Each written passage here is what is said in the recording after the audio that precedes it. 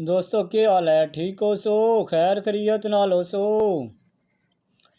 दोस्तों एक फरमाइश आई है, फरमाइश करने वाले जनाब डॉक्टर मोहम्मद सियाम जट आज़ाद कश्मीर। तो जनाब पहली तो गल यह है कि उन्हें मेरा चैनल सबसक्राइब किया, लाइक किया, शेयर किया और उन्हें बड़ी हौसला अफजाई की है जनाब। तो मैं जनाब उन्होंने बहुत शुक्रगुजार हाँ। तो जनाब अली मुहब्बत इन्हों बहुत मुहब्बत हो रही जनाब। मेरी तो इतनी सोच ही नहीं सी कि इतनी मुहब्बत मिल सन।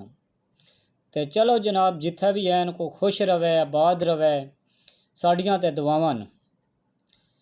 तो जनाब हुण उन्होंने फरमाइश जिहड़ी है वो सुनो।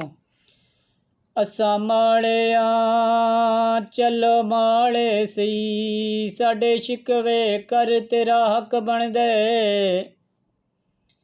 साकू दुख दी फांसी ला ढोला, साडे दुख ना भर तेरा हक बन दे,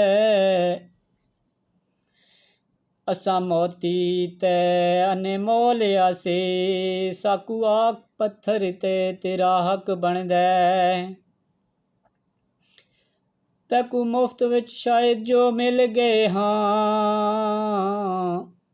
साडी कदर ना कर तेरा हक बन दे। आई लव यू सियाम जट साहब आज़ाद कश्मीर वालों।